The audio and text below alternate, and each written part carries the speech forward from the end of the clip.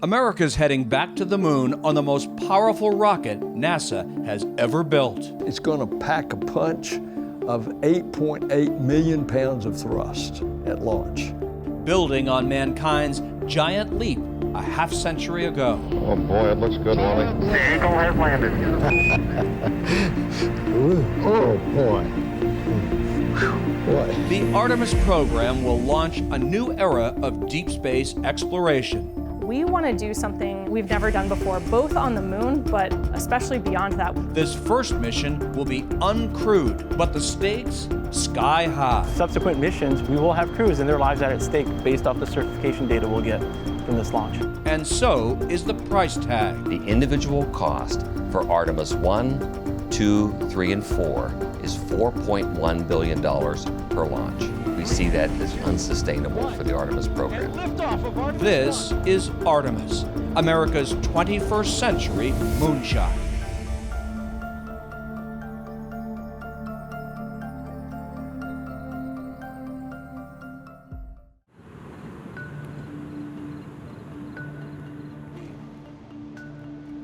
So this is the Artemis 1 space launch system and Orion rocket. It's the first human-rated capsule to be rated for deep space operations. It's the only one capable of returning humans from the moon at the significant speeds that re-enter Earth's atmosphere. And from a lunar perspective, it's a way of NASA to say, we're back. We're going back, correct. This is going to be our capability. This is going to be our ride to the moon and our return back home. This is the most complex rocket ever built. We have hundreds of thousands of moving parts in the rocket, and all of them have to line up right during launch to get us through T0 and get the rocket up in space. Do you two get a sense of that, just when you look at the complexity, the multi-levels, that how many different things could go wrong? Yeah, I do. I mean, and it's something that, you know, a lot of times you think about during launch day, all the things that have to line up, but it goes well beyond that, right? It goes to the person stamping off that they inspected a bolt at the factory. You have to get this mission right for all the missions to Correct. follow. Absolutely. We're certifying a crewed vehicle. So that means that, you know, even though we don't have astronauts on board, we're taking every single step we would as if we had a crew on there, because subsequent missions, we will have crews and their lives are at stake based off the certification data we'll get from this launch.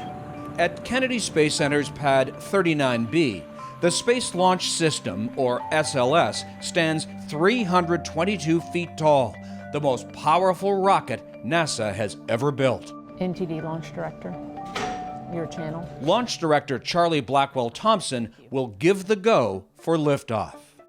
It's a great sight seeing that Artemis vehicle on the pad. I think she is an incredible rocket. She brings a whole new capability to our nation's space program, a new heavy lift capability for deep space exploration. It's groundbreaking. It's going to change the way in which we explore.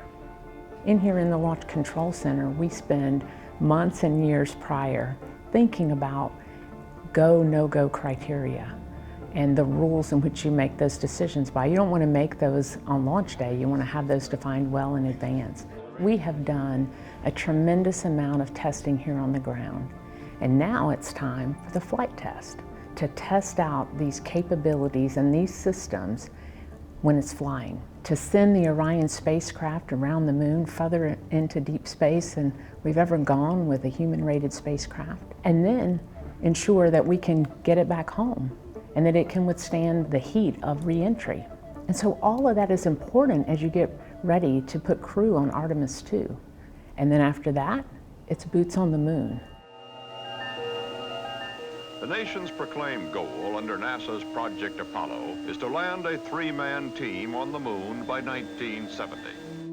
In a Cold War-era space race, America desperately wanted its astronauts on the moon before Soviet cosmonauts. Liftoff. We have a liftoff. 32 minutes past the hour. Liftoff on Apollo 11. Oh boy. Oh boy, it looks good, Wally. July 1969, Apollo 11 carried astronauts Neil Armstrong, Buzz Aldrin, and Michael Collins. The space race was over. The Eagle has landed. Roger, Tranquility. We copy you on the ground. Oh boy. You're looking good here. What? Okay, we're going to be busy for a minute. These ghostly images astonished the world. Two humans had entered what Carl Sagan called the realm of myth and legend. Neil Armstrong, 38-year-old American, standing on the surface of the moon on this July 20th, 1969. Generations imagined the man in the moon. Now a man was on it. It's one small step for man, one giant leap for mankind. 6 Apollo missions completed lunar landings, but Americans got bored. NASA scrubbed the Apollo program. No one has been back since.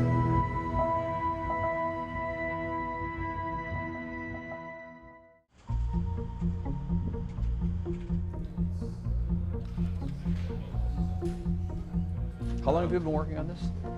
Well, I mean, I've been working on Orion since 09 or 08. Wow. Yeah. I mean, and it really hasn't changed since then. But that's been the advantage is being involved in from the development and the design phase. Rick LeBrode is the lead flight director for Artemis 1. His team in Mission Control in Houston will take over at liftoff. In a big picture kind of way, why go back to the moon? We want to ultimately end up on Mars. We want to expand our universe. We want to keep venturing deeper into space. And the moon is a perfect stepping stone. You can't take as much water as you need and oxygen, so you got to have a closed loop system that's regenerative all the way. And we need to refine those technologies. We're doing that on the space station right now, but we need to make sure they are working really, really well before we commit to going deeper into space. The moon is just a perfect stepping ground to do that. Artemis 1 aims to send Orion into a distant lunar orbit, reaching roughly 40,000 miles beyond the moon, the most distant point ever for a vehicle that can carry humans. Orion will reach space roughly 8 minutes after liftoff. Its 4 solar arrays then must deploy on time, followed by a critical engine burn to set Orion's trajectory toward the moon. The number one priority for our mission is to test the heat shield that's on the bottom of the Orion capsule. It needs to be able to withstand the re-entry environment at lunar velocities, because we need to make sure that that heat shield will protect Orion and the astronauts when they re-enter on the next flight when they come home. And how hurtful to the program would it be if it doesn't go right? Yeah, I mean, I can't tell you that. I don't know, but it conceivably it could end the program. It could. Spaceflight is risky and space unforgiving. NASA has lost 17 astronauts in 3 separate disasters. The point of this uncrewed Artemis 1 test flight is to reduce risks before astronauts climb aboard for Artemis 2. I'm afraid that people think it's routine, but when those candles light off, it's anything but routine. It is high wire act all the way up. Once you're up there, everything's got to go very smoothly. And then when you're coming back through that 3,000 degree Fahrenheit, coming back, everything's got to work too. And no matter how many successful launches in a row, the danger is always complacency. You always got to remember, like this, you got to bring your A game each and every launch. You got to be at the top of your game, and your team has got to communicate. We've got a moon-bound rocket stacked with a crew capsule for the first time since Apollo 17 in 1972, just as symbolically, just as a milestone. That has to be exciting. Oh, this is a big deal, and it is beautiful, and it is a monster. I saw it today. The size just overwhelms you. This time, in that tail of this rocket are 4 space shuttle engines, by the way. They, along with the bigger solid rocket boosters, it's going to pack a punch of 8.8 million pounds of thrust at launch. Let's talk about the significance of Artemis 1. If it goes well, it's a huge success. If it doesn't go well, how much of a setback is it? Look, I am an optimist by nature. True, space flight is risky. And there are penalties that you pay because mistakes are made by human beings. But look at the extraordinary success that we've had over a half a century with, indeed, tragic loss of life. But look at the success. And now we're even going further. Deep space invites deep questions about the birth of our solar system. This is the Lunar Samples Laboratory in Houston, a geologic wonder. In all, 842 pounds of lunar rock and dust collected by Apollo crews.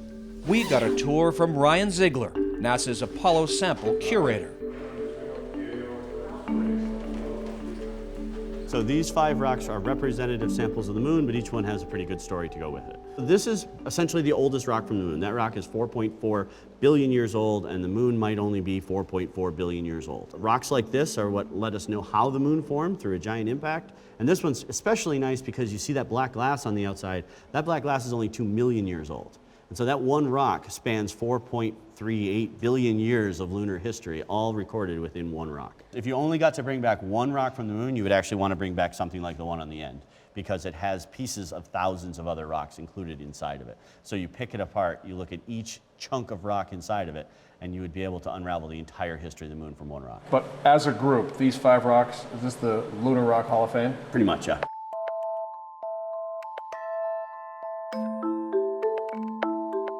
Lots of folks would love to see people walk on the moon again. But from a geologist standpoint, why is a return to the moon important? If we go get the oldest rocks on the moon, whatever their age are, and then we're confident they're the oldest rocks on the moon, that's going to have a fundamental importance for how the entire solar system formed and how it evolved. And that's something that's right now missing from the Apollo collection. They're all very old, but around 4 billion years old. And there's 500 million years before that we still don't know as much about as we could. And so if we can go get the really old samples from the moon, I think that would fundamentally alter our view of the solar system. They talk about going to the South Pole for the first time. So why is the South Pole important? For humans on the moon, it's important because there are areas of the South Pole that are almost permanently in sunlight. And so you don't have to survive a 14-day, 40 Kelvin, 60 Kelvin, I don't know how cold it is, a freezing cold 14-day night. And so you have continuous power and warmth. And then it also happens to be where the oldest, biggest crater was, and so you get a twofer. NASA's considering 13 South Pole targets for the first lunar landing later this decade, Artemis 3. A SpaceX lander would carry astronauts down to the surface. In the Apollo era, every moonwalking astronaut was a white man. This new lunar age will be different. NASA has promised the first Artemis crew to land on the moon will include an astronaut of color and a woman. My name is Kayla Barron. I'm a lieutenant commander in the United States Navy and a NASA astronaut. The Neutral Buoyancy Lab, or NBL, is my favorite place at Johnson Space Center. It is this incredible facility where we learn how to spacewalk. It's a giant pool that's about 40 feet deep, and we have a scale 1-to-1 life-size space station model submerged in this pool. But we're actually using it now to train for a lunar environment. And when we train, it's kind of amazing. You forget all the people around you when you're focused on your training, but we have this huge team of scuba divers who are underwater with us. And they're doing a variety of things, keeping us safe, providing us tools. Standing on the surface of the moon, especially outside in a spacesuit, is kind of hard to fathom. And it's a real challenge, right? To simulate something as foreign as being on the surface of another planetary body with these unique lighting conditions, with how will the soil feel under your feet, what's the slope like, how big are the rocks you have to avoid, what are you really working with? We're trying to make environments that will best simulate that here on Earth. A lot of people ask, why would we go back to the moon? And I think for us at NASA, the answer is really clear. We want to travel to Mars. And Mars is really, really far from planet Earth. And those missions are going to be long, they're going to be complex, and the first human crew to go do that might be testing equipment that we've never had the opportunity to test before. And so we need to learn how to put humans on another planetary body to live there for a long duration. And the perfect place to practice that is the lunar surface. But there's also opportunities to harvest resources, which we'll probably need to do on a Mars mission, to maybe get frozen water and convert it into rocket fuel that will fuel an eventual mission to Mars. Getting things into space and as far as the moon is really hard. And so if we can find ways to get resources from the moon and kind of fuel our rocket based on resources that are already available in space, that could enable these missions a lot sooner. This is the Orion mock-up here at the Johnson Space Center, and we use this for a variety of purposes. Actually, it feels roomy. By capsule standards, it's very roomy. Orion is a 5-meter capsule. Apollo is about a 4-meter capsule. And the net result, we're about 50% bigger inside, over 300 square feet. But you have room for 4 people rather than 3 people with Apollo. Correct. We're going to take 4 people back and forth to the moon, and we are also intending to fly those 4 people for longer periods of time. Orion could support astronauts for up to 3 weeks in deep space. But long-term, NASA intends for Orion crews heading to the moon to dock first at a way station called Gateway. It's designed to be a space station in lunar orbit and a launch point for astronauts to head down to the moon's surface. When we went last time, the goal was land a person on the moon and return them safely to Earth, and we did that. This time it's a little bit different. It's about a sustainable, long-term human space exploration program. Our goal is really not the moon, our goal is Mars. The moon is the first step. So this time we're architecting the program to make sure we can stay longer, make sure we can grow, make sure we're developing the building blocks that are going to allow us to travel to Mars. So more complicated. Yes, it is. What do the astronauts want? Reliability, comfort, performance, and we can support more people for a longer duration. And we're designed to travel further into space than we've ever gone before. Why did it take so long and cost so much to design a spacecraft to go to the moon? Well, I'll start by saying it's a challenging problem, and it's only been done once before. So there's a lot of things you have to think about. And we're building, this time, we're building a more sustainable, affordable spacecraft, which as I said, we're building to be more reliable and also longer duration. So we're taking our time to get it right. But the costs for Artemis have ballooned, and for that, many critics fault NASA itself. One of them works for NASA. He's Paul Martin, the agency's Inspector General, its in-house watchdog. Your office has produced several audits of SLS, Artemis. What did those audits find? We found that the individual components that make up the Artemis program are years behind schedule and in some cases billions of dollars over budget. Returning humans to the moon is an incredibly technically complex mission, so we don't underplay that. But NASA has had historically difficulty in its project management and cost estimating. And what is the price tag? Well, the price tag, if you're looking at what NASA has spent and will spend from fiscal 2012 through fiscal 2025, $93 billion. And what we've also determined is that the individual cost for Artemis 1, 2, 3, and 4 is $4.1 billion per launch. And that is just the cost for that rocket, that capsule, and that ground infrastructure. This is not the tens of billions of dollars that were spent in development costs to put that rocket and that system on the pad. $4.1 billion, and you use the rocket once and throw it away. And that is a concern. This is an expendable, single-use system. Unlike some of the launch systems that are out there in the commercial side of the house, where there are multiple uses, this is a single-use system. That concerns us enough that in our reports we said we see that as unsustainable for the Artemis program. 3. A reusable rocket would drive down costs, possibly from billions to millions, and it's something Elon Musk and SpaceX have in development. But for now, SLS, the rocket that will propel Orion to the moon, is NASA's only deep space option. The fact is that when you press the edge of the envelope into a new frontier, new discoveries, it is going to cost money. If we want to have scientific discovery, we have to commit the resources. I believe that a vast majority of the Congress and the White House wants to do that, and that's what we're going to do. You know, NASA is the one place where Republicans and Democrats come together and they support it.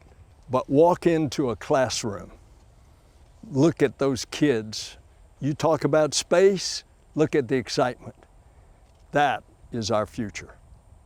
So you think space kind of brings out the little kid in everybody? It certainly does in me. Okay, all right. You know, when I was a young girl, about third grade, the end of the Apollo program, I remember watching those moon landings with my classmates. You know, they'd bring in the TV on the cart. It was a big deal when the cart came in. And I remember being so curious about that, about landing our astronauts on the moon. And I can remember looking up as a young child at the moon and thinking about that. And I find myself many mornings when I come out to go to work and the moon is up in the sky, I will look up and I will think, we're coming back. And we're coming back soon. In this new chapter of the lunar age, NASA intends to establish a human presence on the moon for decades to come. But make no mistake, space is always hard, expensive, and unforgiving, as once again, NASA looks to turn science fiction into science fact. 7, 6, 5, 4-stage engine start. 3, 2, 1. Boosters in ignition. And liftoff of Artemis 1.